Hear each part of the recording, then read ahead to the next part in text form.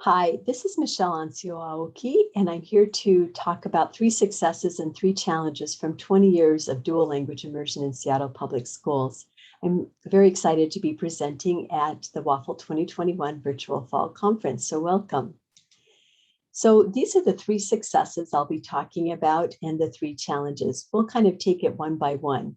First, I'm going to tell you a little bit about the story.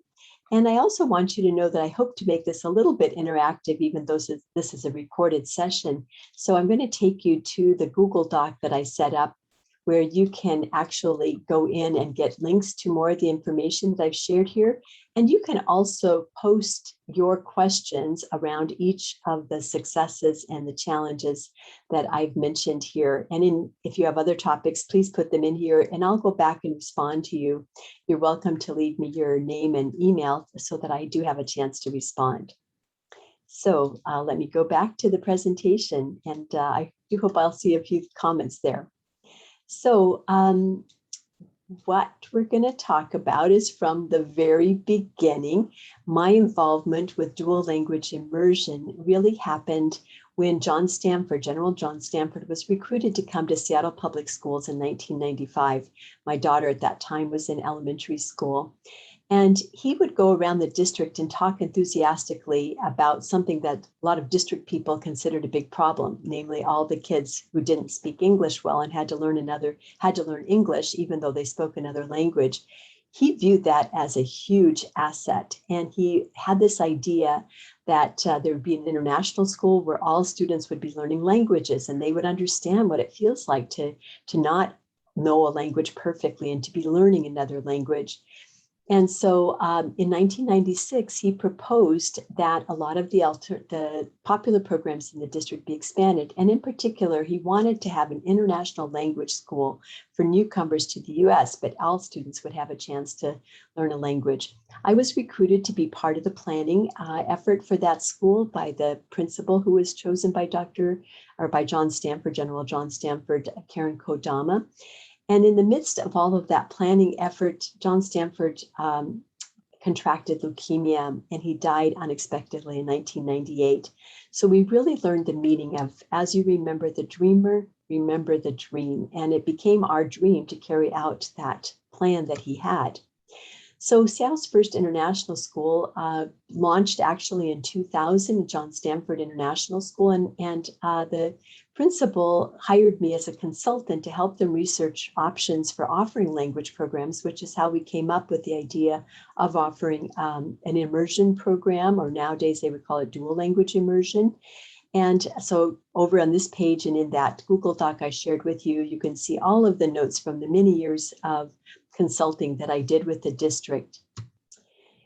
The school opened, John Stanford International School. It received his name when it opened in 2000 with a Spanish language immersion program in K1, and then Japanese was added in kindergarten in 2001. And each year the school would add additional grade levels. There was also a bilingual orientation center who served newly arriving English learners. And that was a very important feature to the school. And one of the things it did is meant that there was always a fresh supply of Spanish-speaking students who might join in the upper grades, which was really a great thing. So in 2006, Carla Santorno, who was the chief academic officer at that time, announced that the principal, Karen Kodama, would be coming to the district so that the district could expand this model of international school with dual language immersion programs across the district. They had a whole vision for what that would look like. Here's the pathways that they envisioned, and the red ones that are filled in are the schools that actually did open over the years. So you can see John Stanford opened in 2000, and number 2 was the designation of Hamilton Middle School as an international school for a continuation path. The 3rd school to open was Beacon Hill International, and it was transformed. You could say it wasn't open anew, but with Mandarin and Spanish, both those languages. And then Concord International School was the next one in 2009. And meanwhile, middle schools and high schools were also being added to the pathway. As you can see by the model, the idea was that 2 elementaries in a region would feed to a middle school and then a high school. So it would be a K-12 pathway. I give you that background because those are all really important decisions that a district has to make when they're starting new programs for dual language immersion. It is honestly so easy to start, like in kindergarten, and think, okay, someday we'll think about those things, but those things become issues right away. So in 2016, after I had come to the school district in the role of International Education Administrator, when I succeeded Karen Kodama in that role, we were tasked by the Superintendent Nyland, to have a task force to try to figure out all of the things that had gotten quite complicated in the district and were not working as well as hoped. So we had kind of four major topics that we dealt with: the pathways, the assignment plan models, the program models, and in particular, questions about the language of initial literacy, and then the whole challenge of hiring teachers to be qualified, and whether it was important to also have bilingual instructional assistants who would be involved in the programs. Our reports are all posted on they were all posted on the website of the district. I don't think they're actually on a main page now, but you can still find them through the links that I'm providing to you. In the midst of that, in 2017, the school board also commissioned a formal program review of the international schools and dual language immersion programs. So that also produced some interesting results, some of which I'll share with you in this presentation. So right away, let's go on to the challenges. The first big challenge was the district assignment plans. So the question is really, who determines which students get served? So often schools come out of sort of a grassroots effort, like we want to have a school, or we want our school to have certain kinds of programs. And there's often a desire for schools to kind of make their own decisions about those things. But then there's the issue of, how does the district influence those decisions or control them? So for example, when I did the initial research before we opened John Stanford International School, we were very interested in offering a two-way dual language program where half the kids would be Spanish speakers, or I should say half the kids in the program would be Spanish speakers and half would be English, and they could do the bilingual buddies and support each other and so on. However, the district controlled the assignment plan and was not willing to budge on any way that would make it possible for us to guarantee placement into that school for the kids who were Spanish speakers and English language learners. In general, it's best to plan to teach every possible kind of student, so you're prepared no matter what the district throws at you. And that's what I'd say we found in our Seattle schools. The schools that could not control, I mean, none of them honestly could control the assignment plan, they could still make a wonderful program, even if you had a mix of kids who spoke the immersion language already, or kids that had a third language altogether. The model can work. And I would recommend this challenge to address this challenge by not counting on having an assignment plan that will necessarily suit you. Here's a little bit more about what we faced. As I mentioned, John Stanford International School was the first to open in 2000. It was an all-city draw with some preference for kids who lived in the neighborhood. But the reality was that there were very few families with kids in that neighborhood. It just wasn't a popular area of Seattle. And so it did draw from a lot of kids around the district initially. But then families started moving into that area because it became a desirable school. And pretty soon it was just overloaded. Eventually, the school became a geo-zone school, or an option school, where families had to choose to go there.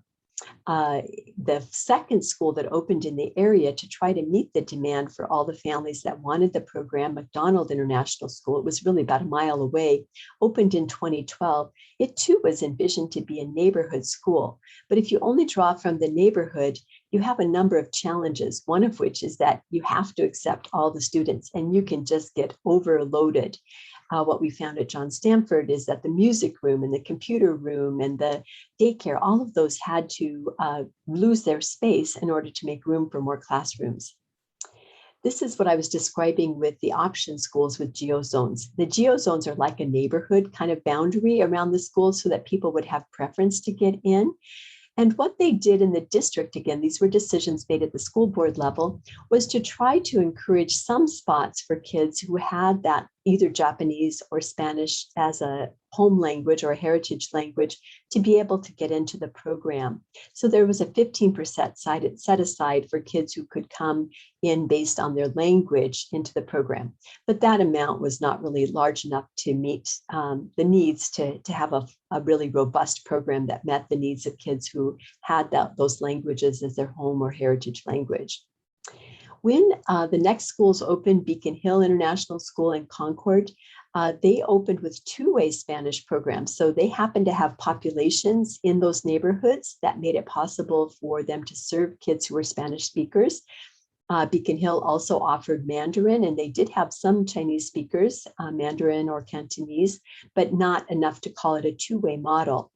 But what happens is that even though you start out with a good mix just based on who's in the neighborhood, when the district redrew the boundaries, then a lot of the kids who were Spanish speaking got excluded, and they could not get back into the program because they were no longer in the neighborhood for that assignment plan.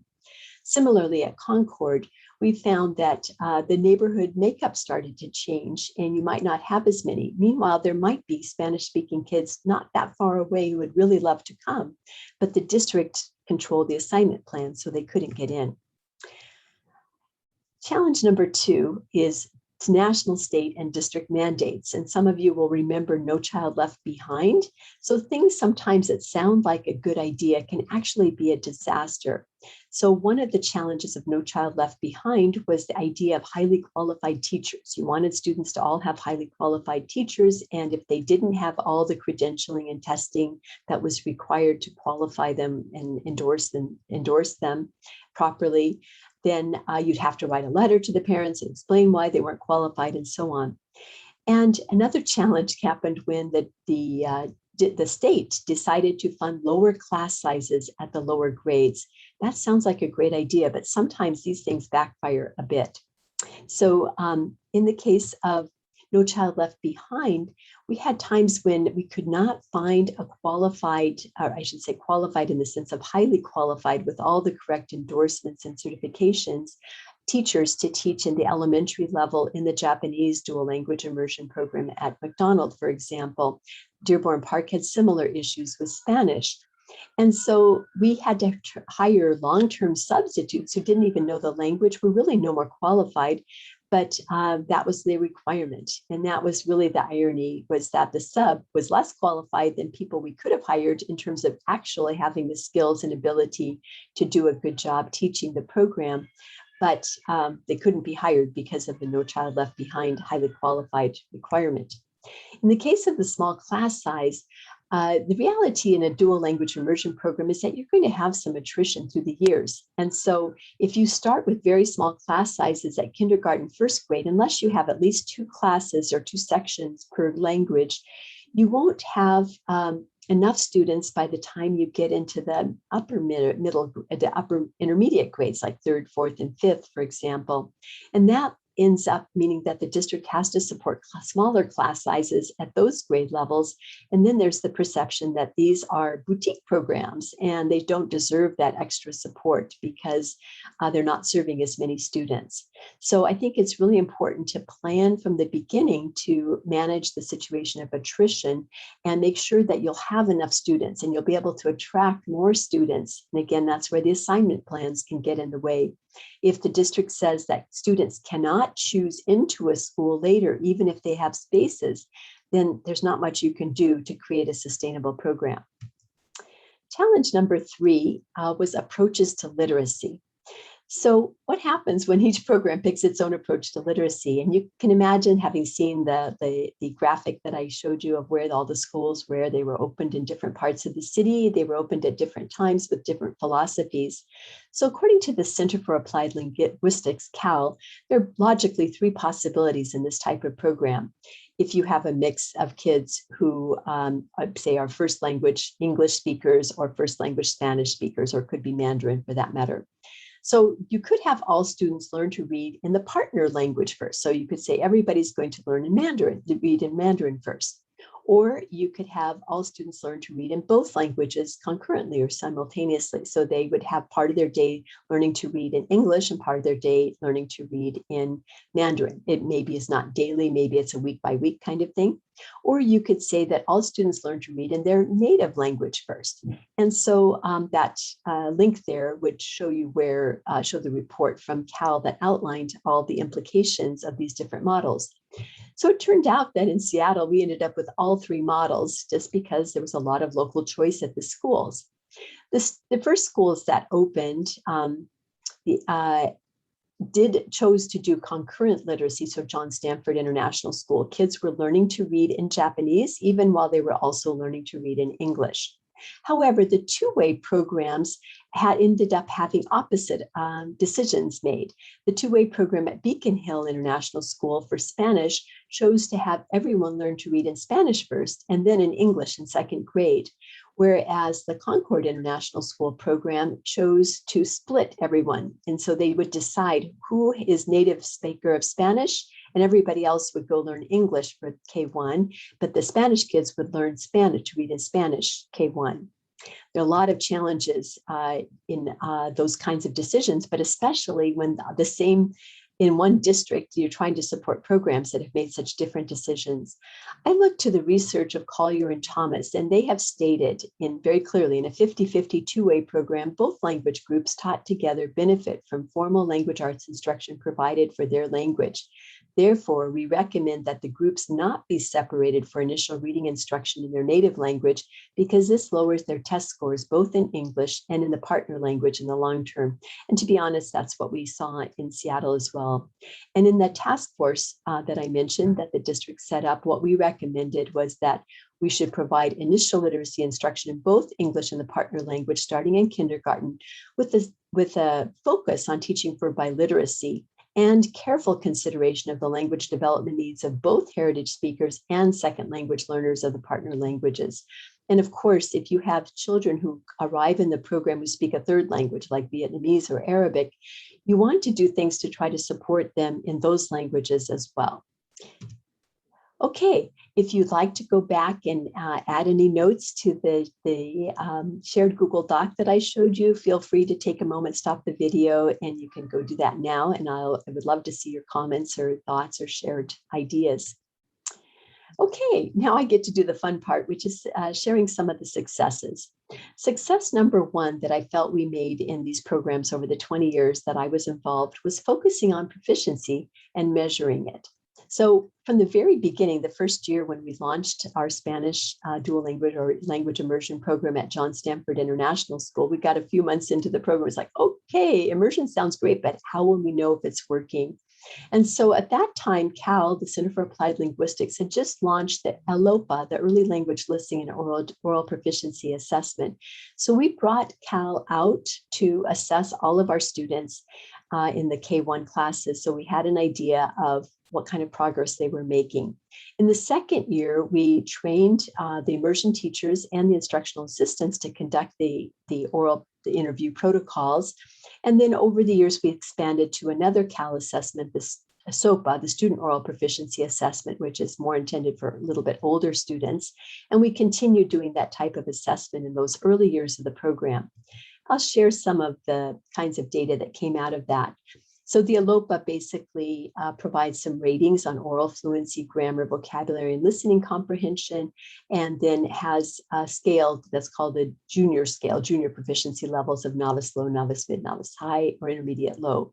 If students are higher than that level, usually they would move on to the SOPA assessment.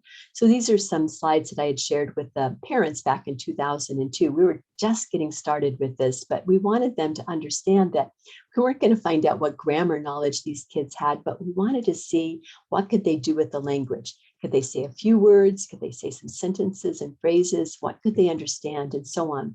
So here's just a snapshot from those early years in 2001, 2002 kindergarten classes that we were able to compare how the students were doing.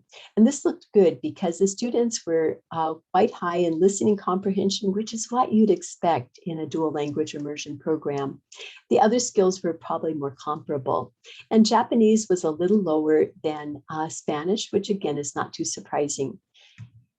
And we could show growth over time. So between 2001 and 2002, for example, the same kindergarten cohort, for example, actually grew about a sub-level in all of the skills. And so according to Cal, the rate of growth was statistically significant, and they called our results impressive. So you may think, well, novice high, that's not all that high, but we're talking about kindergarten first graders. And so the most important thing we learned is that it's a long, steady road to develop proficiency in a language. But if you're not ever measuring or taking a look at it, you really don't know what's going on. So having had those early experiences, here's some of what we noticed, that listening comprehension develops before oral fluency. No surprise there now, but back 20 years ago, that was important information for us. We also found that over 50% of the students were reaching the junior novice mid or higher in listening comprehension during the first year of partial immersion. And Spanish students could reach higher. Japanese was a little bit lower. And the reality is that you can't have one level and expect everybody to reach that same target every year, because every class is different. So that also taught us that you really needed to create a new baseline. Otherwise, you might test later and think, what happened to these kids? Well, maybe they were already lower to start with in the first year. We continued work on developing the programs over the years. After in 2008, I went to work for the Office of Superintendent of Public Instruction. But as you may recall, we had the economic downturn right after that in 2009-10. And so my position was cut half-time, and they allowed Seattle to hire me as a consultant for a period of time in that period. And so I met at that time regularly with the principals of all the schools, and we brought in people like Dr. Mimi Met, and really focused on how to articulate our programs from grade to grade and from school level to school level, from elementary to middle, for example. And so at that time, we identified a number of assessment options that we would aim for the students. And we were also at the state level just beginning to introduce our world language competency-based credit testing, or credit for proficiency. And so at that time, we recommended that the 8th graders would actually earn their world language credits through the testing process, so that we would not say, oh, you've been in this school for so many years, so you should get so many credits. The reality is we could see that there was a lot of variation. Some students really advanced with their language proficiency, and some students not so much. So during this time, we also worked on setting the targets that the district wanted to use as a guide. Really, I would say the targets are a guide. There's something to help you figure out, are you making progress? How are you doing? These are the ones that the principals at that time in 2013 voted on. There's a couple of things I'll mention. You'll note that in Seattle, the principals chose to go with a range. So for example, the 3rd grade targets were novice mid to novice high. So as long as students' proficiency ratings were within that range, they would be considered to be proficient or having met the target. That actually turned out to be quite useful over the years because, first of all, students vary. And so this allows for just the developmental fact that some people will develop faster than others. For another thing is that we use the same scale for both Japanese and Spanish and Mandarin eventually as well when it was added. And that was also helpful, just to have the same scale without trying to figure out, am I talking about reading? Am I talking about speaking? So as long as they're in the range, you'd say the student is on track according to the goals. So you can see that it takes many years, and you're at the intermediate stage for quite a long time. But our goal was for students to reach advanced level, if possible, by around 11th and 12th grade. So that was work that happened in that period of time. Here's what our assessment plan might have looked like in any particular year. We would identify which assessment we were going to use, which skills we would be assessing, when we would test, and what was our targeted proficiencies. Here's a little bit more information from ratings from the STAMP test that we had done in John Stanford International School around that time.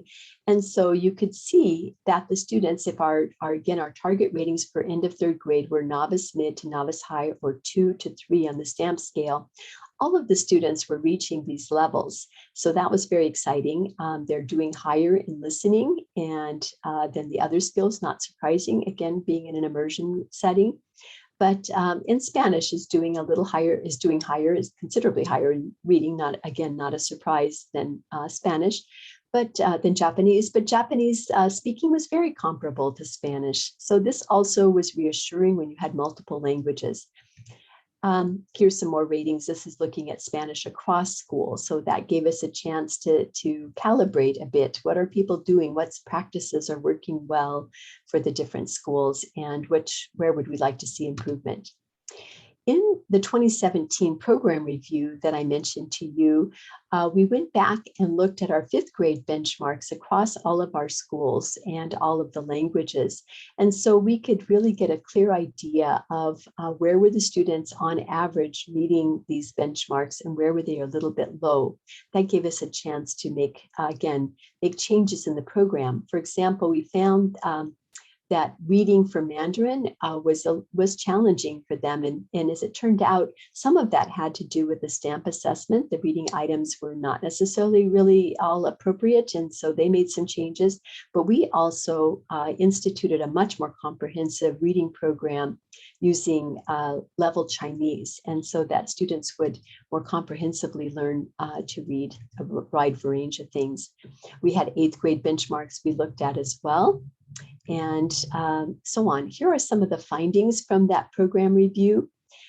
First of all, our schools in general, and these international schools overall, were serving a higher percentage of our historically underserved students in the district. So that was a real positive thing. We also found that compared to the district overall, there were higher percentages of current and exited English language learner students who were participating in these schools that have the dual language immersion programs. Again, at the middle and high school, not all the students, of course, were in dual language immersion. The work on biliteracy that we found from our data, again, mostly from stamp testing, showed that our students were overall progressing well in learning the partner language. So always room for improvement, but we're more or less on track. There was also some impact analysis to look at the effect on other test scores. In other words, was there a negative impact by being in a dual language immersion program? But what you see there, where all those checks are, was actually that the students were outperforming the anticipated test results that they would have in math or ELA in most of the programs. It varied a bit from year to year. And also for Hispanic and Latino students, you can see that 3 out of 4 years or for 2 years in 2 areas, the students were outperforming. So interesting, like math, they were outperforming if they were in Spanish dual language immersion, even though they were receiving their math instruction in Spanish. Again, I'm sharing this not for all the details, but just for guiding you, encouraging you to think in advance about how you're going to measure the success of your program. And in particular, the proficiency development of the languages is something that matters to all of us as language teachers. Success number 2 that I'd like to share is the concept of developing teacher leaders. And basically, at every opportunity, we try to invite our teachers to share what they've learned. There are 3 examples I'm going to share here about doing demo lessons and making observations to other schools and presenting at workshops beyond their school so that they would have a chance to share across the district. So the boot camps were something that we had started with back in 2000, the very first year we launched, and we tried to keep them up over the years. For a number of years, the Confucius Institute of the state of Washington actually funded the presenters and so on, but it was pretty much a volunteer effort. Here are a couple of pictures. And in this case, I had invited this new Mandarin dual language immersion teacher to come and do a demo lesson in Mandarin, both for the new teachers who were coming in, as well as instructional assistants, and also visiting teachers from Spain and China. that didn't necessarily have a background in dual language, they would have a chance to learn the concepts behind it. The demo lessons allowed them to experience it. What did it feel like? And so I highly recommend getting an experience of what immersion feels like when it's not a language you already know. And here's some examples modeling how to teach math and Spanish. Again, sometimes teachers came that have language background, but they really weren't all that confident about teaching the content or knowing how to teach it for kids who are not native speakers of the language. And so this was another great modeling. Here was a workshop that we did sharing GLAD strategies. GLAD is Guided Language Acquisition and Development. And so the teachers had gotten this training within their school, in this case, John Stanford International School, but we did a workshop that was open to teachers throughout the district and beyond as well. And so that gave the teachers a chance to really reflect on what they were doing and how to share it and so on. And so again, I really encourage that kind of sharing. I also mentioned the idea of just spending a day visiting another school outside of your district. I had our middle school Spanish dual language immersion teachers, for example, spend a day visiting classes in Highline School District, and that was invaluable. We also had lunch together, so they had a chance to chat and talk about what they were doing around literacy. And so teachers really can be the best leaders. Success number 3 is starting dual language continuation path early. Basically, if you haven't started planning for middle and high school by the time the dual language immersion students start kindergarten, you've waited too long. And so there's different ways you can approach this. I'll share the approaches that were specifically successful in a couple of our schools in Seattle. Basically, you can start content and language classes in middle school for heritage language speakers if you've got them available, and then partner closely with the high school so that you're actually building a continuation pathway. These are the 2 wonderful principals who were at Denny International Middle School and Chief Sealth International High School in Seattle, Jeff Clark and John Boyd. I just have so much admiration for them. They got right on board when they knew that Concord International was going to be having Spanish dual language immersion.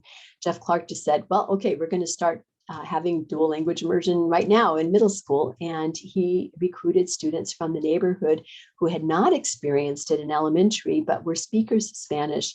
It was challenging. They had to develop literacy skills, but eventually they could join into the program. And by high school, the high school was ready for that as well. So some visionary leaders who started early before, years before the elementary students from the K-12 pathway actually arrived in their schools. Here's some of what they did. They did a block schedule at the middle school with social studies and Spanish language arts. So they would be taught together by the same teacher. And they focused on developing literacy and academic language skills. At Chief Sealth, the way they designed it was they were an IB school. And so they wanted to get students to IB level Spanish, but they needed other things earlier, such as AP Spanish. So that became the Spanish language program at the 9th grade, as well as world history taught in Spanish. They did a wonderful global leadership program. And eventually they were able to add IB history of the Americas taught in Spanish. And we had quarterly meetings with the middle school counterparts so that everybody was always thinking about how would the middle to high school connection work. Now, I have to tell you, these 2 schools were remodeled, rebuilt, and they were connected, actually literally connected at the cafeteria level. And so it was maybe not such a big, difficult thing to do. But even if you don't have that configuration, as you are envisioning having a K-12 continuation path, it's really important to get the schools to meet. So again, if you have any notes on that, feel free to go in and add those at this time. And I just want to thank you so much for joining me today. And I hope that my 20 years of experience will be of help to you as well.